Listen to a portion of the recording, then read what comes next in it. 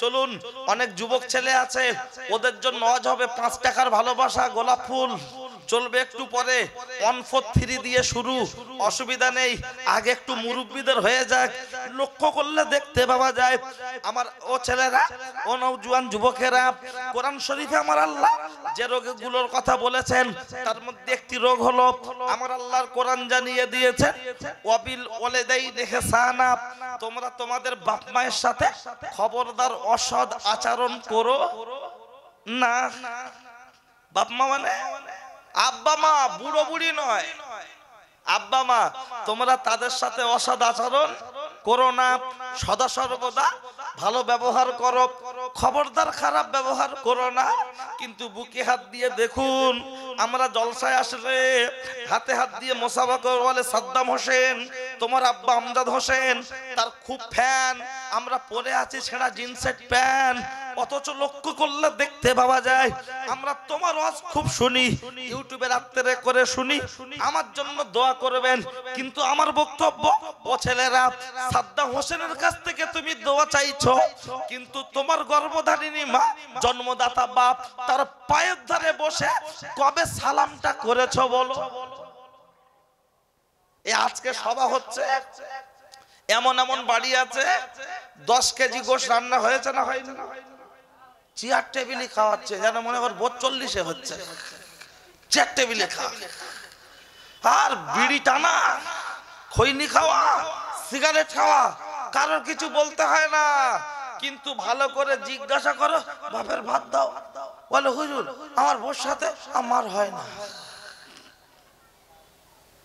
ওর বউয়ের সাথে ওর মার হয় না, ওর বাপের সাথে ওর বউয়ের হয় না, তাই ওর বাড়ি তোর বাপ মা ভাত পায় না। অথচ শ্বশুর এসেছে, শাশুড়ি এসেছে, শালা এসেছে, সুমন্দি এসেছে, জম্মের খাওয়া মরণ গেলা গিলছে, তখন কম পড়ে না। শুধু বাপ আর মা 2 পিস গোশ, 1 পিস আলু, 1 পিস রুটি খেলে ওদের কলজে টান পড়বে। অথচ দেখবেন বিশাল বাহাদুরি দিয়ে লোক কুটুমকে খাওয়াচ্ছে। এরকম কিছু বাড়ি, মুসলিম বাড়ি আছে না? এই শুনে রেখে দাও, মাইকের আওয়াজ যতদূর পর্যন্ত যাচ্ছে, আমাদের হাতে হাত দিয়ে মুসাফা করে তুমি যতই দোয়া চাও, তোমার সংসারে শান্তি মিলবে না। বলবেন সাদ্দাম হোসেন, তুমি কালকেকার ছেলে, বয়স কম, ছোট হুজুর, তোমার দোয়া কবুল না হলে বড় হুজুর নিয়ে আসবো। ওরে বড় হুজুর কেন, আমজাদ হোসেনের যদি কবর থেকে তুলে এনে দোয়া করানো হয়, ওই শয়তানের জন্য দোয়া পৌঁছাবে না। আমজাদ হোসেন আমার বাপ কেন, স্বয়ং যদি কাবা শরীফ থেকে ইমাম সাহেব ভাড়ায় করে নিয়ে এসে ওর বাড়ির ফ্যামিলির জন্য, ওর জন্য দোয়া চাওয়া হয়, ওর সংসারে কোন রকম সুখ মিলবে না। বলবেন কই, দেখছি তো ভালোই আছে, 3 তলা বাড়ি, পাথর লাগানো, বুলেট গাড়ি লে ঘুরছে। ভালো করে খবর নেন, ও যা বলে ওর বউ তার উল্টো করে। মনের কথা কারার সাথে বলতে পারে না, ঘন ঘন বাড়ে যায়। এদিকে বললি মান সম্মান, ওর অন্য বান্ধবী আছে, হ্যাঁ, স্বামী বাড়ি এসছে, এর মতো এদিকে বসে আছে, ও মোবাইল রেখে দাও, ওলা উঠে এসে রেখে দাও এদিকে, আর বলছে হুজুর দোয়া করো, যুগ খারাপ। এই কোন যুগ খারাপ নয়, কোন যুগ খারাপ নয়, কোন খারাপ নয়। 3 তলা বাড়ি দেখবেন, টাকা দেখবেন কোটি কোটি টাকা, কিন্তু ভিতর থেকে সুখ শান্তি শেষ। কিসের জন্য? তাবিজ, একটা তাবিজ কেন 30 পারা কোরআন শরীফ জেরক্স করে ওর গলায় 30 পারা, ওর বোর গলায় 30 পারা দিলেও কাজ হবে না। বলে আমার বাপ বিড়ি খায়। এই আমার বাপ যদি বিড়িখোর হয়, মদখোর হয়, আমার মা যদি বেশ্যাবৃত্তি করে, পাড়ার লোক বলবে গাঁজাখোর, মদখোর, পাড়ার লোক বলবে পতিতা। আমি সাদ্দাম বলবো আমার মা, আমার বাপ যদি বুকের সাথে জড়িয়ে ধরতে পারি, তাহলে তোমার জন্য আজমির শরীফ, তাহলে তোমার জন্য ফুরফুরা শরীফ, তাহলে তোমার জন্য কাবা, তোমার জন্য হজ, তোমার জন্য জলসা, তা না হলে কানার আবার রাত দিন ব্যাঙের আবার সর্দি কাশি। কি বাবা রাগ হচ্ছে নাকি? কানার যেমন রাত দিন থাকতে পারে না, ব্যাঙের যেমন সর্দি কাশি থাকতে পারে না, তোমার জন্য শান্তি থাকবে না। চলুন আর একটুখানি দিই। নবী যেখানে বদদোয়া করে সিল মেরে দিয়ে গেছে, সেখানে আমাদের মতো মলি সাহেবদের ওই সিল কাটার ক্ষমতা আছে? বলবেন নবী কোথায় বদদোয়া করেছে, চলুন প্রমাণটা নেন। অনেক আলেমের মুখ থেকে শুনেছেন, মনে নেই। আমি শুধু গল্পের চলে কথা বলি, শুনুন, ইনশাল্লাহ মনে থাকবে। রাসূলুল্লাহ কোন একটা দিন 3 বার আমিন বলেছিলেন। ফারিস্তা জিবরিল এসে বললেন, ইয়া রাসূলুল্লাহ, 3টে সুসংবাদ আছে। আপনি হ্যাঁ বললে আল্লাহর দরবারে মঞ্জুর, আপনি না বললে বললেন বলে ফেলো। বললেন যারা রমজান মাস পেল অথচ জীবনের গুনাহ মাফ করতে পারলো না, ওরা যেন ধ্বংস হয়, এটা আমার আল্লাহর সিদ্ধান্ত। আপনি কি বলছেন? আমার নবী তার জবাবে বললেন, আল্লাহুম্মা আমিন। ইমাম সাহেব যখন মুনাজাত করে আমরা কি বলি? আল্লাহুম্মা আমিন, মানে আল্লাহ তুমি কবুল করে নাও। তাহলে ফারিস্তা জিবরিল বললেন আর নবী তার জবাবে বললেন আল্লাহুম্মা আমিন। আমার নবীর কোন দোয়া বিফলে যেতে পারে বলে মনে হয়? এবার বলুন, তাহলে আজকের মুসলমান সমাজে এমন বহু বাড়ি আছে 12 মাসে 1 মাস 30 দিনের রোজা করে না, এরকম বহু পুরুষ আছে না নাই? ওরা পুরুষ না মানুষ না বেহুশ? বলে হুজুর আমার রোজা করলি অম্বল হয়। আর সকালবেলা খায় 4 দোকানে কি জানেন? পাকা কলা আর রুটি। ও কি অম্বলের ওষুধ? ও তো সুস্থ লোক খেলে তারও অম্বল হবে। তাহলে রমজান মাসে খেলে কি হচ্ছে? অম্বল হচ্ছে। আর না খেলে অম্বল হয়। টাটা সুমার মতো বডি হেরাচ্ছে, রোজা করি ওই শরীরটা খুব খারাপ। অথচ গাছে ভাঁড় বাঁধছে, খেজুর গাছ কাটে তো আপনাদের দিকে, খেজুর গাছে ভাঁড় বাঁধছে, 3 দিন মেয়েদের ছেড়ে দিচ্ছে। ও চাচা বাঁধো। চাচা শুনতে পায় না, চাচার ছেলে বলছে না ভাই বাঁধা যাবে না। কেন? ভাঁড় টক হবে, ও গুড় টক হবে, পচে যাবে, গন্ধ হবে। ভাতটা ভালো করে মেজে ঘষে ধুয়ে চুন দিয়ে আগুনে পুড়িয়ে আবার 3 দিন পরে আবার 3 দিন। কথা ঠিক না বলি? তাহলে প্রথম দিন যেই বাঁধবে 1 নম্বর গুড়, দ্বিতীয় দিনে 2 নম্বর, লাস্টের দিন 3 নম্বর। তাহলে গুড় আমরা জানি ভাঁড় প্রতিদিন বাঁধলে টক হবে। আল্লাহ বলছে 11 মাস গিলেছিস, 1টা মাস তুই তোর ভাতটা পোড়া শুকা, তাহলে পচবে, গন্ধ হবে। আর এ মাথা মাথা বলছে ঘরে ভাত থাকতে শুকোবো কেন? এই কথা ঠিক না বলে? ঘরে ভাত থাকতে শুকোবো কেন?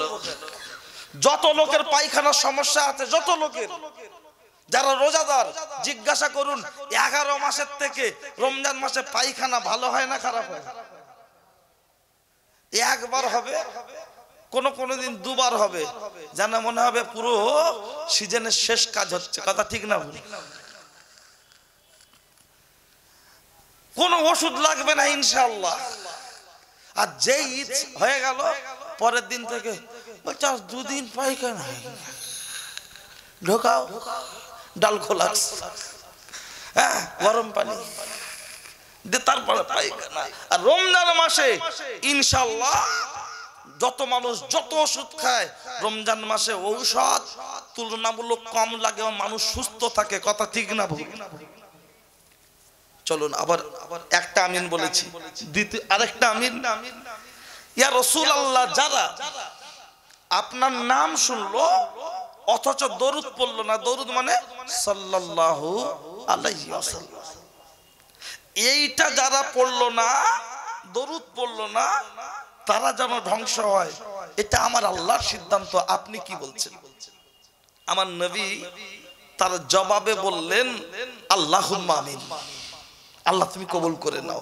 বলুন, মুয়াজ্জিনের আযানের আওয়াজে মুহাম্মদ রাসূলুল্লাহ সাল্লাল্লাহু আলাইহি সাল্লাম এই শব্দটা শোনা যায় না যায় না?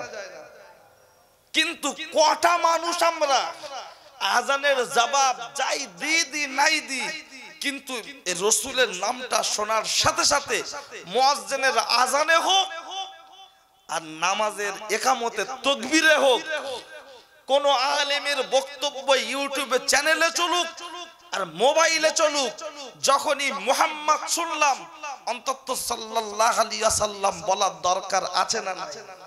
বরঞ্চ চার দোকানে বলছে তাড়াতাড়ি ঘুটিটা সাজা, একবারে ফিনিশ করে দেবো, সাজা।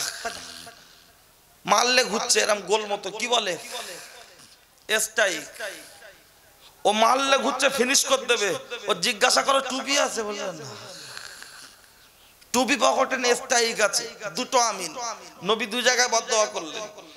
3 নম্বরে বললেন ইয়া রাসূলুল্লাহ, 3 নম্বর নয় আরেকটা আমিন হলো ইয়া রাসূলুল্লাহ, যারা পিতা মাতাকে হায়াতে পেল অথচ সেবা যত্ন করলো না, ওরা যেন ধ্বংস হয়, এটা আমার আল্লাহর সিদ্ধান্ত। আপনি কি বলছেন? আমার নবী তার জবাবে বললেন আল্লাহুম্মা আমিন। আচ্ছা, এখানে বাপ মা বুড়ো হওয়ার কথা কিছু বলেছে? খালি কি বলেছে? বাপ মাকে হায়াতে পেল অথচ সেবা যত্ন করলো না। এখানে কোন ছেলে আছে বলবে যে আমি আমার মায়ের কোলে পায়খানা করিনি? আমরা তো মায়ের কোলে, মা বিয়ে বাড়ি খেতে বসেছে, আমরা পুরো ভরভর ভরভর ভরভর করে ঝেড়ে দিলাম, যার মনে বুলেট গাড়ি যাচ্ছে বিয়ে বাড়ির প্যান্ডেলের ভিতরে, কিন্তু পরে আনো আছে প্যান্ট। আর আমাদের সময় ওই হাগিস প্যাম্পার্স এসব কিছু ছিল, এখন তো তবু প্যাম্পার্স উঠেছে যে অন্তত পায়খানা করুক আর যা করুক মাল সব চেম্বারে জমা থাকবে, 2 ঘন্টা 4 ঘন্টা পরে খোলা যাবে। কিন্তু আমরা মায়ের কোলে পায়খানা করেছি, মা চেপে ধরে অনুষ্ঠান বাড়ি ভাত খেয়ে চুপি চুপি উঠেছে যাতে পাশের লোক বুঝতে না পারে যে কোলে পায়খানা। আর সেই মা আজ বুড়ো হয়েছে, ছেলে 3 তলা বাড়ি করে পাঁচিলের মাথায় লিখে রেখেছে পিতা মাতার আশীর্বাদ, ওইখানে সবকিছু পাবেন বুড়ো আর বুড়ি বাদ। ওই বাড়িতে মায়ের জায়গা নেই, বাপের জায়গা নেই। মা বয়স্ক মানুষ, পান খেয়ে থুতু ফেলে, জীবের ক্ষমতা কমে গেছে, দূরে না ফেলে পটে ফেলে। ওর বউ বলে দেখেছো খজর খজর করো, বলিস এখানে বুড়ি থাকতে দিও না, হয় ওইদিকে দিয়ে এসো, তুমি এখান থেকে পরিষ্কার করো।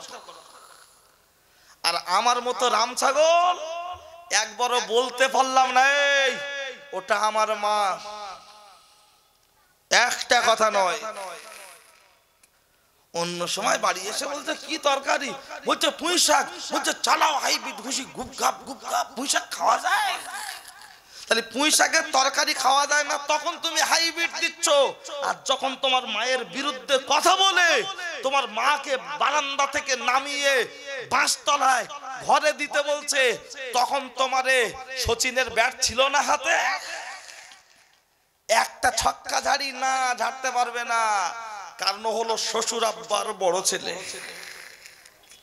বেকরার সময় 45,000 টাকার খাট, 8 টিয়ার গাড়ি, ডবল ডিশ, আর মেয়ে পুরো প্লাটিন, আল্লাহর কিরে গাড়ি 8 টিয়ার। আবার রেজিস্ট্রি কাগজে উল্লেখ আছে 4 ভরি সোনা, 8 টিয়ার গাড়ি, ঘর সাজ। ও তো কিছু বুড়ো আছে, বলে আমার ছেলে ভাত দেয় না। আমি বলি চাচা বেশ সময় ফোন নেলে, বলে ছেলে একটু লেলো। আমি বলি কপালে ঝেঁটা লাগার দরকার, ছেলের বউ ভাতের সাথে বিষ দেয়।